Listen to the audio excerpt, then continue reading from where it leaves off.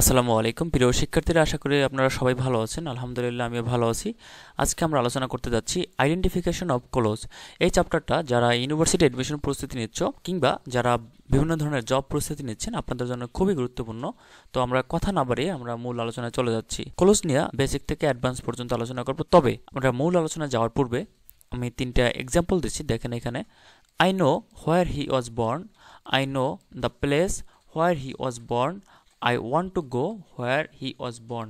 এখানে আন্ডারলাইন করা ক্লোজ দেখতে পাচ্ছি। I know where he was born, এই যে হোয়ার হি ওয়াজ বর্ন, এইখানে দেখো প্রথমটাও কিন্তু হোয়ার হি ওয়াজ বর্ন, দ্বিতীয় নাম্বারটা যে দেখা যাচ্ছে তাও কিন্তু হোয়ার হি ওয়াজ বর্ন, তৃতীয় নাম্বারটা দেখতে পাচ্ছি হোয়ার হি ওয়াজ বর্ন।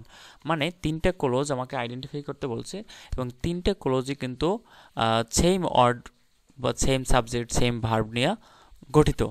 কিন্তু তিনটা ক্লোজ কিন্তু সেম ক্লোজ না, তিনটা এক এক মানে আলাদা আলাদা ক্লোজ। প্রথমটা যদি আমরা দেখি, I know where he was born, এটা হলো নাউন ক্লোজ। এখন কিভাবে আমি বললাম যে নাউন ক্লোজ, সে বিষয়ে আমরা আলোচনা করব। I know the place where he was born, এটা হলো অ্যাডজেক্টিভ ক্লোজ।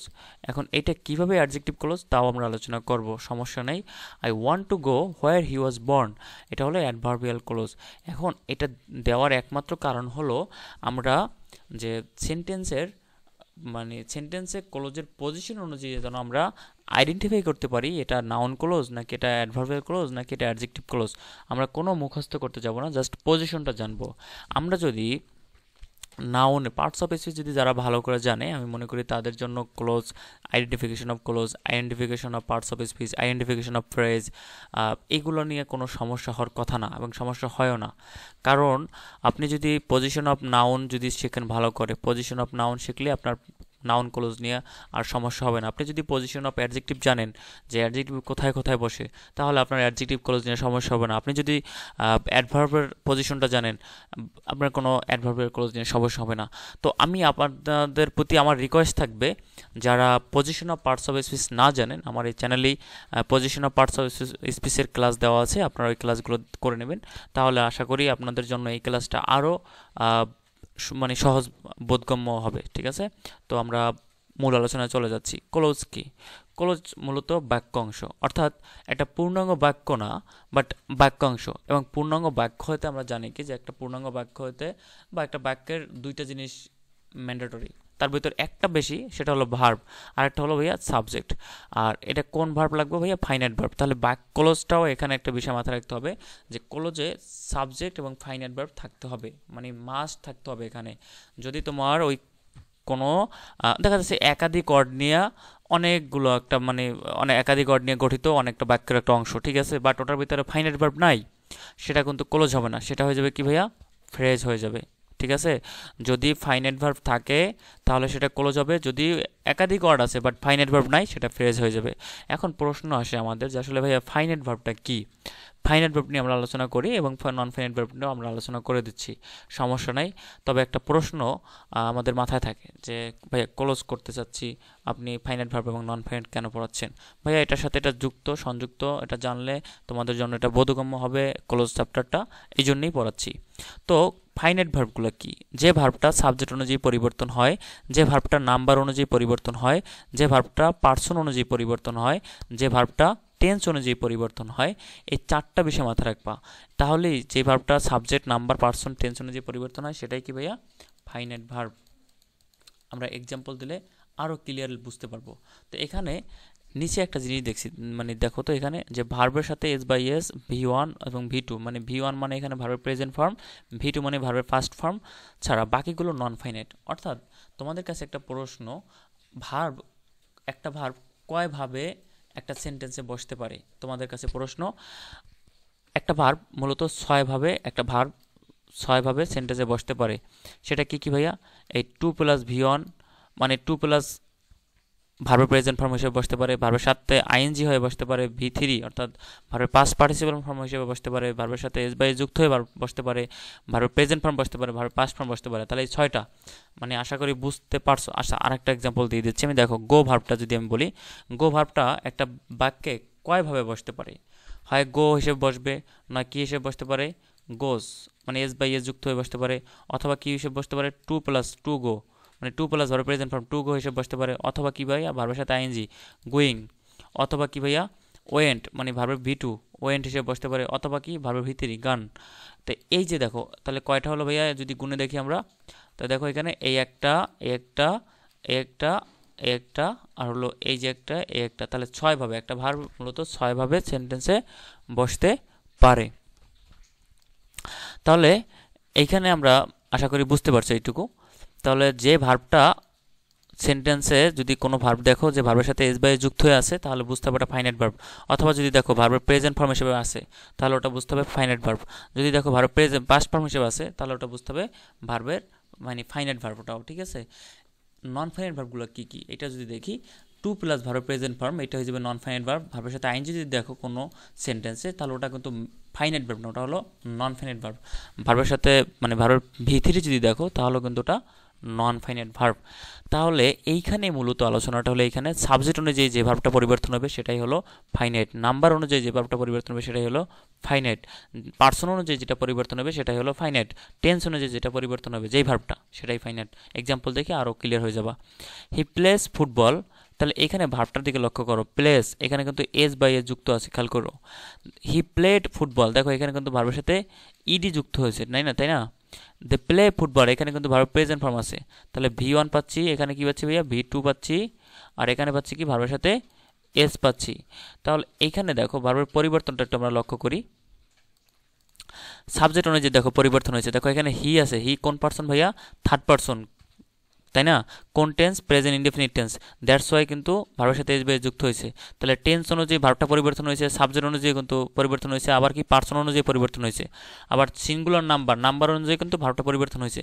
এখানে খেয়াল করো, দে এটা কিন্তু থার্ড পার্সন, এটাও থার্ড পার্সন, এটা কিন্তু সিঙ্গুলার নাম্বার, এটা হলো প্লুরাল নাম্বার, আর এটা কোন টেন্স, প্রেজেন্ট ইনডেফিনিট টেন্স, তাহলে টেন্স অনুযায়ী কিন্তু পরিবর্তন হয়ে এটা কি হয়েছে ভাইয়া প্রেজেন্ট ইনডেফিনিটে ভার্ব প্রেজেন্ট ফর্ম বসছে, কেন ভি অন বসছে, কারণ হলো দে প্লুরাল ফর্ম, দ্যাটস ওয়াই এটার সাথে কি এস বাই যুক্ত হবে না। কিন্তু পরবর্তী সেন্টেন্সটা আমরা যদি লক্ষ্য করি, দেখো he likes to play cricket, এখন দেখো এখানে লাইকস কিন্তু ফাইনাইট ভার্ব, কারণ এটা কিন্তু সাবজেক্ট অনুযায়ী পরিবর্তন হবে। এখানে যদি আমি বলি এটা কোন টেন্স আছে ভাইয়া প্রেজেন্ট ইনডেফিনিট টেন্স, আমরা যদি বলি এটা পাস্ট ইনডেফিনিট নেব তাহলে কি হবে, হি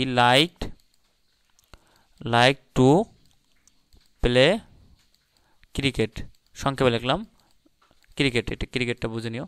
তাহলে he like to play cricket, এখানে কোন ভার্বটা পরিবর্তন হয়েছে দেখো তো, এই ভার্বটাই পরিবর্তন হয়েছে টেন্স অনুযায়ী, লাইকস থেকে লাইকড হয়ে গেছে, কিন্তু দেখো এখানেও টু প্লে আছে, এখানেও কিন্তু টু প্লে আছে, তাহলে এটা কিন্তু পরিবর্তন হবে না।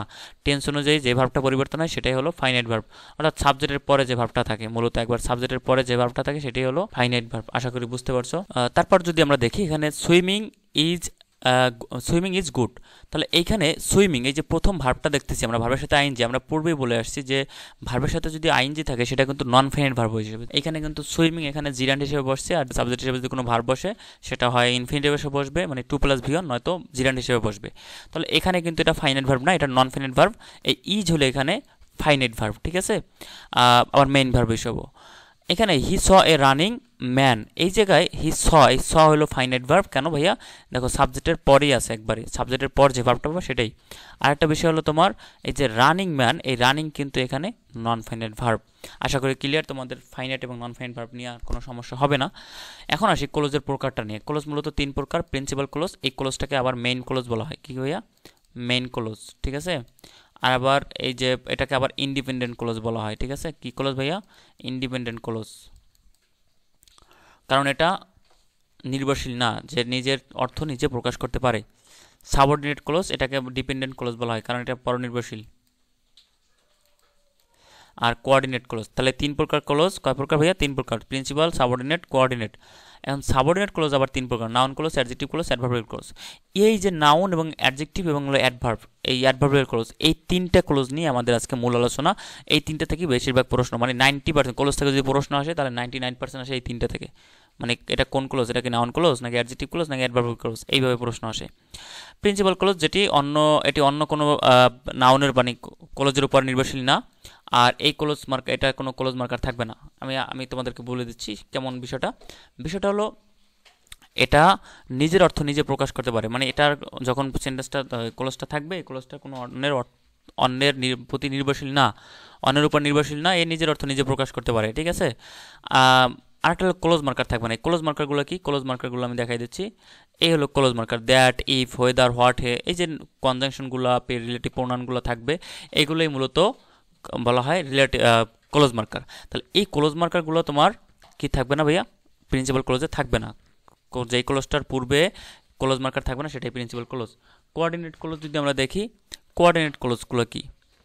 কোঅর্ডিনেট ক্লোজ মূলত এই যে অ্যান্ড, বাট, ওয়ার, ইয়েট, এই চারটা ওয়ার্ড মাথায় রাখলেই তোমরা এই কোঅর্ডিনেট ক্লোজটা বুঝে যাবা।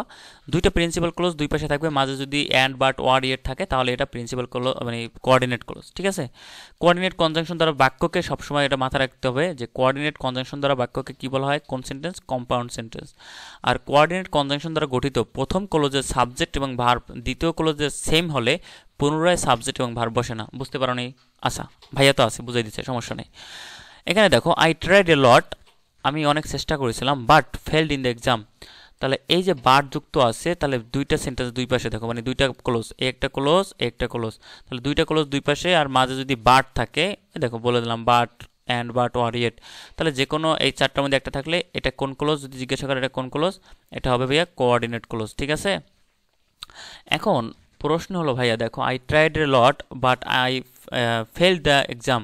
এখানে কিন্তু আইটা উজ্জ্ব আছে, কেন আইটা নাই? উজ্জ্ব বলতে কেন আই লেখাই নেই, কেন লেখা নেই? বলছিলাম কি যে ভাইয়া কোঅর্ডিনেট কনজাংশন দ্বারা বা কম্পাউন্ড সেন্টেন্স, আমি আবার বলতেছি কম্পাউন্ড সেন্টেন্সে যদি তোমার এই যে বাট, অ্যান্ড, ওয়ার, এগুলোর পূর্বে যে সাবজেক্ট এবং পরবর্তী সাবজেক্ট যদি সেম থাকে তাহলে পরবর্তীতে সাবজেক্ট আর উল্লেখ করার দরকার হয় না পরবর্তী ক্লোজে। বুঝতে পারো নি? আরবার বলে দিচ্ছি।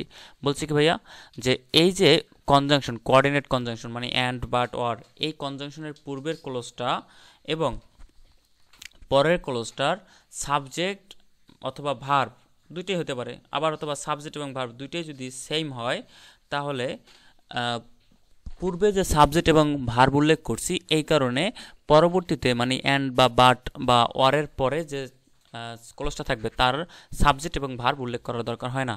তাহলে দেখো, I tried A lot dash I fail the exam, তাহলে এখানে সাবজেক্ট কিন্তু এক আছে, ভার্বটা দুইটা আলাদা আছে, দ্যাটস ওয়াই ভার্বটা এখানে উল্লেখ করতে হয়েছে। কিন্তু এইখানে দেখো, he is rich and brave. এখন অনেকে বলবে কি ভাই এটা আবার দুইটা ক্লোজ হলো কীভাবে? এই অ্যান্ডের পূর্বে একটা সেন্টেন্স বুঝতে পারছি, এই যে সাবজেক্ট আছে, এই ভার্ব আছে, বাট এখানে তো দেখি শুধু একটা অ্যাডজেক্টিভ ব্রেভ। বাট এই সেন্টেন্সটা মূলত কিন্তু এরকমের, he is rich and he is brave.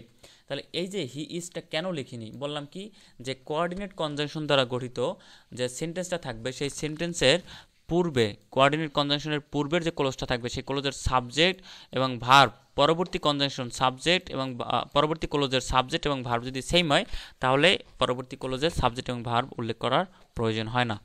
He came to me when it was raining. এখন এইখানে একটা প্রশ্ন হয় যে he came to me when it was raining, এখানে কোনটা কোন ক্লোজ? এটা হলো, এখানে বলে দিচ্ছি যে he came to me when, দেখো একটা কনজাংশন আছে, তাহলে এই ক্লোজ মার্কার, এটাকে বলা হয় ক্লোজ মার্কার ক্লোজের চ্যাপ্টারে। তাহলে ক্লোজ মার্কার দ্বারা গঠিত যে ক্লোজটা থাকবে, ক্লোজ মার্কার দিয়ে শুরু হয়ে যে ক্লোজটা গঠিত হবে সেটা হলো সাবঅর্ডিনেট ক্লোজ, আর ক্লোজ মার্কার ছাড়া যে ক্লোজটা থাকবে সেটা হলো principal clause. He came to me এটা হলো তোমার প্রিন্সিপাল ক্লোজ। যদি উত্তর দেখো, মানে একটু অর্থ সহকারে চিন্তা করো যে হি কেম টু মি, সে আমার কাছে এসেছিল, উত্তর কিন্তু আমি পেয়ে যাচ্ছি, অর্থ আর কোনো নির্ভরশীল হওয়া লাগে না, ঠিক আছে? যদি আমরা বলি হি কেম টু মি, সে আমার কাছে এসেছিল, কিন্তু তুমি যখন বলবা হোয়েন ইট ওয়াজ রেইনিং, যখন বৃষ্টি হচ্ছিল, এটা কিন্তু পরিপূর্ণ না, কারণ এইখানে তোমার এই হোয়েন ইট ওয়াজ রেইনিং এই ক্লোজটা কিন্তু তোমার এই যে প্রিন্সিপাল ক্লোজ এই ক্লোজটার উপর নির্ভরশীল। হোয়েন ইট ওয়াজ রেইনিং, যখন বৃষ্টি হয়েছিল, মানে উত্তরটা কিন্তু সেন্টেন্সটা কিন্তু পরিপূর্ণ না। বাট তুমি যদি বলো যে হি কেম টু মি, সে এসেছিল, তখন কিন্তু তোমার আর কোনো সমস্যা হয় না, মানে সেন্টেন্সটা কিন্তু পরিপূর্ণতা পাচ্ছে। এইখানে পরে যদি আমরা দেখি, এই যে নিচে দেওয়া আছে দেখো, that, if, whether, what, why, how, when, who, whose, since, though, although, if, এগুলো আরও আছে। তো এগুলোকে বলা হয় ক্লোজ মার্কার। তাহলে ক্লোজ মার্কার দিয়ে কোন সেন্টেন্স, কোন ক্লোজ গঠিত হবে? সাবঅর্ডিনেট ক্লোজ, মনে থাকবে? তাহলে মূলত আমরা কিন্তু দুইটা ক্লোজ একবারে শেষ। কোনটা কোনটা ভাইয়া? প্রিন্সিপাল ক্লোজ কি আমরা তো বুঝতে পারছি যে প্রিন্সিপাল ক্লোজ যে ক্লোজটা পূর্বে কোনো ক্লোজ মার্কার থাকবে না, একবারে চুপচাপ ওটা আমরা কী দেবো ভাইয়া, চোখ বুজে দিয়ে আসবো প্রিন্সিপাল ক্লোজ।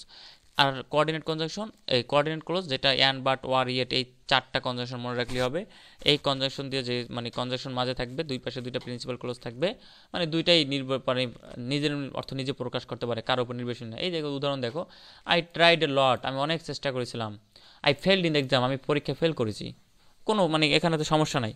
কিন্তু তুমি যদি দেখো এটা হোয়েন ইট ওয়াজ রেইনিং, যখন বৃষ্টি হচ্ছিল, এটা কিন্তু পরনির্ভরশীল, এই সেন্টেন্সটা অর্থ প্রকাশ করছে না পরিপূর্ণ, এটা আরেকটার উপর নির্ভরশীল। কারণ এটা যদি হি কেম টু মি না বলি তাহলে এটা পরিপূর্ণ অর্থ প্রকাশ পাচ্ছে না, মানে একটু নির্ভরশীল ব্যাপারটা আছে এটার ভিতরে। এখন আসি নাউন ক্লোজটা। নাউন ক্লোজ কী হিসেবে কোথায় কোথায় বসে? প্রথমত সাবজেক্ট হিসেবে বসে। শর্টকাট, সাবজেক্টের অবস্থানে যদি কোনো ক্লোজ দেখি, সাবজেক্টের অবস্থান কি ভাইয়া? সাবজেক্টের অবস্থানটা কোথায়? সাবজেক্টের অবস্থানটা ভার্বের পূর্বে। তাহলে কি বলছি ভাইয়া, সাবজেক্টের অবস্থানে যদি কোনো ভার্ব দেখি, এই ক্লোজ দেখি, তাহলে সেই ক্লোজটা কি ক্লোজ হবে ভাইয়া? Noun clause. মনে থাকবে? মনে থাকবে। তাহলে what he said is true, তাহলে এই ইজ হলো কি ভাইয়া? ভার্ব। তাহলে ভার্বের পূর্বে যেটা আছে সেটা কি হিসেবে বসে আমরা জানি? সাবজেক্ট। তাহলে সাবজেক্টের অবস্থানে ক্লোজ পাচ্ছি, সেই ক্লোজটা কি? Noun clause. Whether he will come is uncertain, তাহলে এই হলো ইজ হলো ভার্ব, এখানে কি ভার্ব ভাইয়া? Main verb. তাহলে মেইন ভার্বের পূর্বে যেটা থাকবে সেটা কি? সাবজেক্ট। তাহলে সাবজেক্ট হিসেবে যদি কোনো ক্লোজ থাকে সেই ক্লোজটা কি ভাইয়া বলো? সেই ক্লোজটা হলো নাউন ক্লোজ। আশা করি সবাই ক্লিয়ার। দেখো, how you solve the problem, যেভাবে তুমি সমস্যার সমাধান করেছিলে, সারপ্রাইজড আজ। সারপ্রাইজ মানে কি ভাইয়া? বিস্মিত করা, ঠিক আছে, বা বিমোহিত করা, যাই বলি। তাহলে এই যে সারপ্রাইজ, তাহলে এটা হলো মেইন ভার্ব। তাহলে মেইন ভার্বের পূর্বে how you solve the problem, যে এই যে ক্লোজটা আছে সাবজেক্টের অবস্থানে, তাহলে এটা কোন ক্লোজ? Noun clause. আশা করি ক্লিয়ার। নাউন ক্লোজ আর এক জায়গায় বসে কী হিসেবে? অবজেক্ট হিসেবে। অবজেক্টটা কোন জায়গায় বসে? আমরা জানি অবজেক্ট বসে কোন ভার্বে পড়ে? ট্রানজিটিভ ভার্বে বলে। টিবি মানে ট্রানজিটিভ ভার্ব। তাহলে সাবজেক্ট প্লাস ট্রানজিটিভ ভার্ব, তাহলে ট্রানজিটিভ ভার্বের পর যদি কোনো ক্লোজ পাই, সেটা কি ভার্ব ভাইয়া? কি ক্লোজ ভাইয়া? Noun clause. এখন তুমি কিভাবে বুঝবা যে ট্রানজিটিভ ভার্ব কি না? ওটা প্রশ্ন আসতে পারে না যে ভাইয়া সেন্টেন্সে ভার্বটা থাকবে সেটা ট্রানজিটিভ না ইনট্রানজিটিভ, সেটা বুঝবো কিভাবে? উদাহরণ আছে ভাইয়া, তো আছে, সমস্যা কি? I know that he is honest, যে ভার্বকে তুমি প্রশ্ন লিখে রাখো, যে ভার্বকে তুমি কি বা কাকে দিয়ে প্রশ্ন করে উত্তর পাবা, যে ভার্বকে তুমি কি অথবা কাকে দিয়ে প্রশ্ন করে উত্তর পাবা, সেটাই হলো ট্রানজিটিভ ভার্ব। এখন তুমি দেখো, আই নো আমি জানি, কি জানি? প্রশ্ন করলে উত্তর পাই কি? দেখো, দ্যাট হি ইজ অনেস্ট, যে সে সৎ। আরেকটা বিষয় তোমাদের শর্টকাট বলে দিই, আই নো, তুমি যখন এই যে নাউন ক্লোজটা একটা শর্টকাট বিষয় বলি, এই আই নো আমি জানি, কি জানি? ইট, এটা জানি। অর্থাৎ তুমি এই ক্লোজটা মানে এই ক্লোজটা যদি তুমি ইট দ্বারা রিপ্লেস করতে পারো, মানে এই ক্লোজটা উঠে যদি তুমি ইট বসাইলে সেন্টেন্সটা অর্থ পরিপূর্ণ পায়, মানে অর্থ ঠিক থাকে, তাহলে তোমার এই ক্লোজটা চোখ বুঝে নাউন ক্লোজ দিয়ে আসবা। কথা বুঝতে পারো নি, তাই না? আই নো, আমি জানি, কি জানি? এটা জানি। তাহলে এই যে ইট লিখলাম, আই নো ইট, কি জানি? এটা জানি। অর্থ কি পরিপূর্ণতা হচ্ছে না? অবশ্যই হচ্ছে। সে আক্স, সে জিজ্ঞাসা করেছিল, কি জিজ্ঞাসা করেছিল? এখানে তুমি হোয়াট হি ওয়ান্টেড এটা বাদ দিয়ে তুমি এখানে ইট লেখো। শি আস্কড ইট, সে আমাকে এটা জিজ্ঞাসা, সে এটা জিজ্ঞাসা করছিল, বা সে এটা জিজ্ঞেস করছিল। তাহলে এই যে কি জিজ্ঞাসা করছিল, কি দিয়ে প্রশ্ন করে উত্তর পাচ্ছি? ইট পাচ্ছি। দে ডোন্ট নো, তারা জানে না, কি জানে না? ইট। ধরো এখানে লিখলা হোয়েন হি উইল কাম, এটা বাদ, এখানে ইট লেখো। দে ডোন্ট নো ইট, তারা এটা জানে না। তাহলে অর্থ কিন্তু থাকতেছে। তাহলে তুমি যখন ক্লোজটা এই ট্রানজিটিভ ভার্বের পরে, তুমি এটা ট্রানজিটিভ ভার্ব না ইনট্রানজিটিভ বুঝবে কীভাবে? বললাম, নাউনকে তুমি ভার্বকে তুমি কি বা কাকে দিয়ে প্রশ্ন করে যদি উত্তর পাও, তাহলে ওটা ট্রানজিটিভ ভার্ব। এবং ওই ক্লোজটা যদি তুমি তুলে দিয়ে ইট বসাইতে পারো, এবং বসালে যদি অর্থ পরিপূর্ণ থাকে বা অর্থের কোনো পরিবর্তন মানে অর্থের কী বলে সেন্টেন্সটা গ্রামাটিক্যালি কোনো ভুল না হয়, তাহলে ওটা নাউন ক্লোজ। এখন তোমাকে আরেকটা প্রশ্ন করি, আরেকভাবে বুঝাই। দেখো, আই নো আমি জানি, কি জানি? দ্যাট হি ইজ অনেস্ট, সে যে সৎ সেটা আমি জানি। তাহলে তুমি প্রশ্ন করো, কি জানো? সে সৎ, সেটাই তো জানি আমি, তাই না? তাহলে কি দিয়ে প্রশ্ন করে উত্তর পাচ্ছি? সে আমাকে জিজ্ঞাসা করো, সে জিজ্ঞাসা করছিল, কি জিজ্ঞাসা করছিল? হোয়াট হি ওয়ান্টেড, সে যা চেয়েছিল সেটাই জিজ্ঞাসা করছিল, ঠিক আছে? দে ডোন্ট নো, তারা জানে না, কি জানে না? হোয়েন হি উইল কাম, যে সে কখন আসবে সেটা জানে না, কি জানে না? সে যে কখন আসবে সেটা জানে না। তাহলে কি দিয়ে প্রশ্ন করে উত্তর পাচ্ছি, তাই তো? এখন দেখো এই পরের রুলসটা দেখি আমরা। পরের রুলসে বলছে কি, subject plus transitive verb plus ব্যক্তিবাচক অবজেক্ট এবং ক্লোজ। তাহলে সাবজেক্ট ট্রান্সিটিভ ভার্বের পরে যদি ব্যক্তিবাচক অবজেক্ট পাই এবং তারপরে যদি কোনো ক্লোজ পাই, সেই ক্লোজটা কি ভাইয়া? Noun clause. এখন এইখানে একটু মাথায় রাখতে হবে যে দেখো আই আস্কড, আমি জিজ্ঞাসা করেছিলাম, কাকে জিজ্ঞাসা করেছিলাম?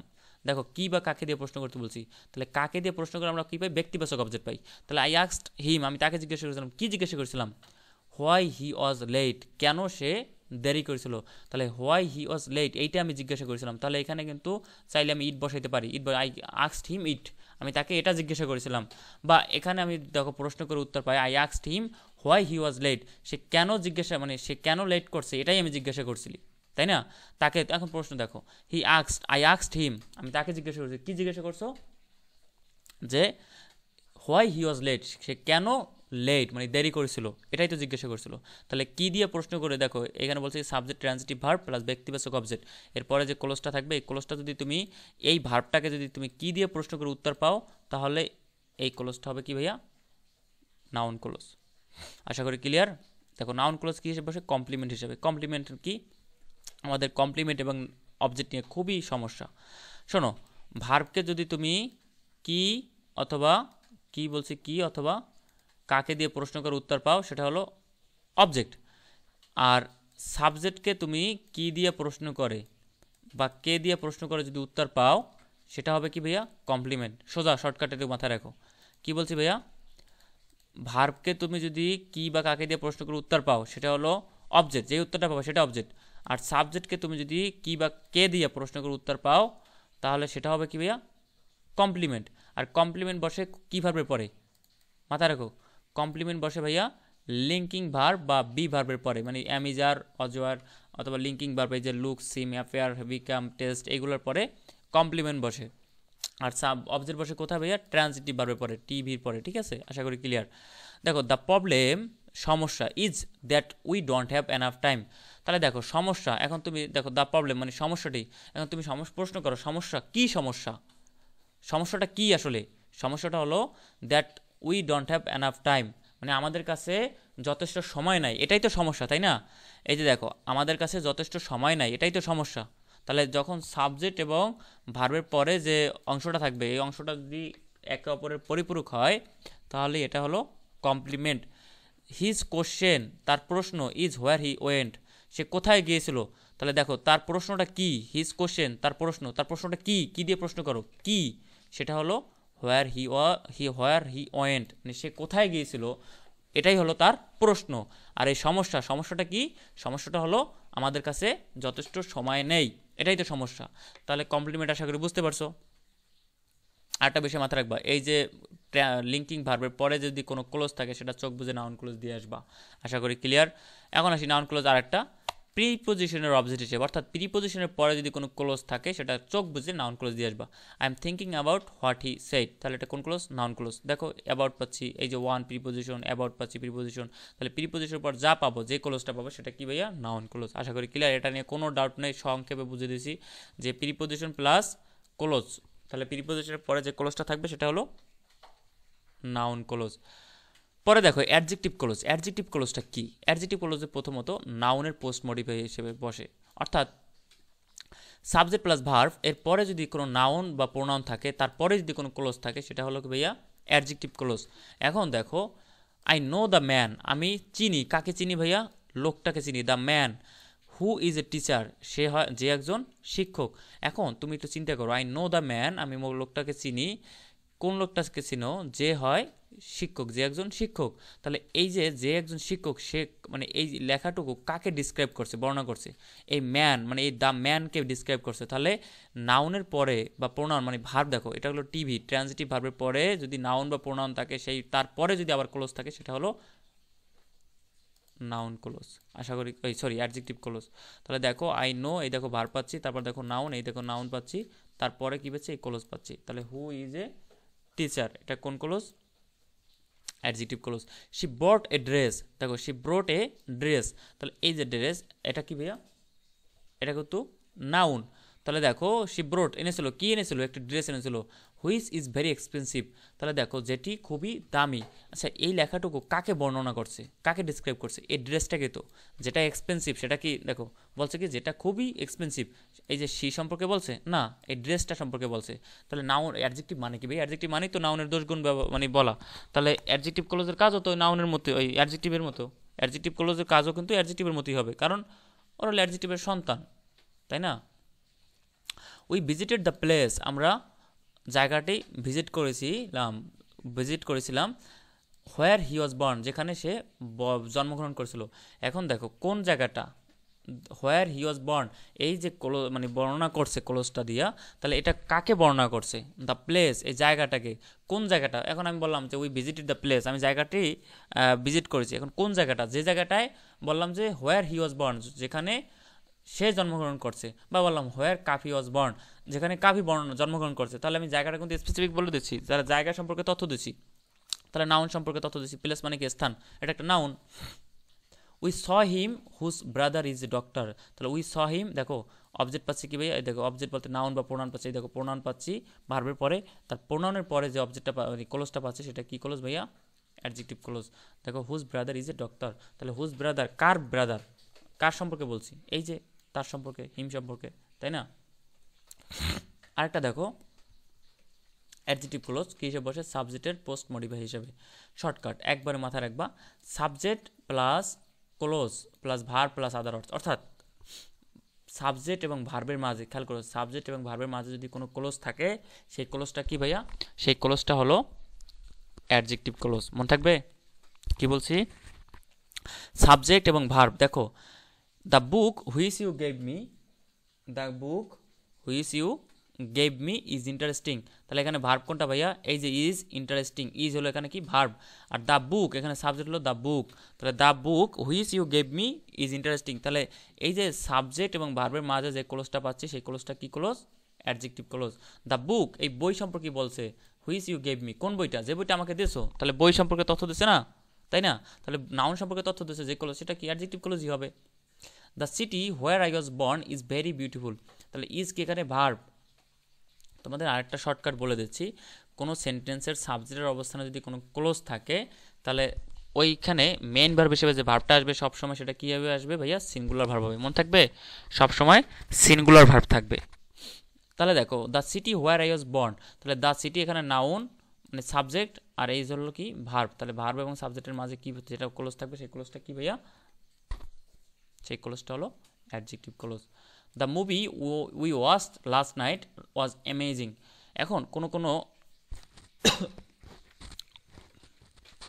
দুঃখিত, কোনো বাক্যে তোমার ক্লোজ মার্কার থাকবে না, ক্লোজ মার্কার উজ্জ্ব থাকে। The movie we watched last night was interesting, তাহলে এখানে মেন ভার্ব কি ভাইয়া? ওয়াজ পাচ্ছি, আর দ্য মুভি এখানে সাবজেক্ট কিন্তু এটা, আর এইখানে দ্য মুভি এখানে দ্যাট উজ্জ্ব আছে, ঠিক আছে, বা হুইচ যেটা বসাও, which we watched last night, এই হুইচ উজ্জ্ব আছে। তারপর তো আমরা বুঝতে পারছি যে উই ওয়াচড লাস্ট নাইট এটা একটা ক্লোজ, কারণ দেখো সাবজেক্ট আছে, ফাইনাইট ভার্ব আছে। তাহলে the movie we watched last night was amazing, তাহলে সাবজেক্ট এবং মেইন ভার্বের মাঝে যে ভার্বটা থাকবে, ক্লোজটা থাকবে, সেটা কোন ক্লোজ? Adjective clause. অ্যাডভার্বের ক্লোজ আলোচনা করবে। অ্যাডভার্বের ক্লোজ খুবই সহজ, মাথায় রাখবা, subject plus intransitive verb. Intransitive verb কোনগুলো ভাইয়া? যে ভার্বকে কি অথবা কাকে দিয়ে প্রশ্ন করে উত্তর পাবো না, কি অথবা কাকে দিয়ে প্রশ্ন করে উত্তর পাবো না, সেটা কি ভাইয়া? Intransitive verb. আর ইন্ট্রানজিটিভ ভার্বের পরে যে ক্লোজটা থাকবে সেটা কি? অ্যাডভার্বের ক্লোজ।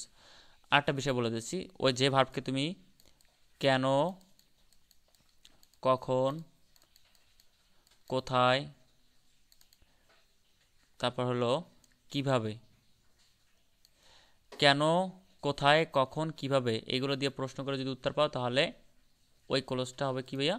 ওই ভার্বটা হবে তোমার ইন্ট্রানজিটিভ, আর ইন্ট্রানজিটিভ ভার্বের পরে যে ভার্বটা ক্লোজটা থাকবে সেটা হলো অ্যাডভার্বিয়াল ক্লোজ।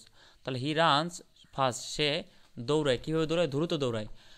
কেন দৌড়ায়? বিকজ হি ইজ ইন হারি, ঠিক আছে, তারা আছে, তাহলে বিকজ হি ইজ ইন হারি, তাহলে হি রানস, সে দৌড়ায়। তাহলে এখানে মেইন ভার্ব কোনটা ভাইয়া? এই যে বললাম, মেইন ভার্বকে তুমি কেন, কোথায়, কখন, কিভাবে দিয়ে প্রশ্ন করে উত্তর যদি পাও, তাহলে ওই ভার্বটা হলো ইন্ট্রানজিটিভ ভার্ব, আর ইন্ট্রানজিটিভ ভার্বের পরে যদি কোনো ক্লোজ থাকে সেটা হলো কি ক্লোজ ভাইয়া? Adverbial clause. When the bell Rings,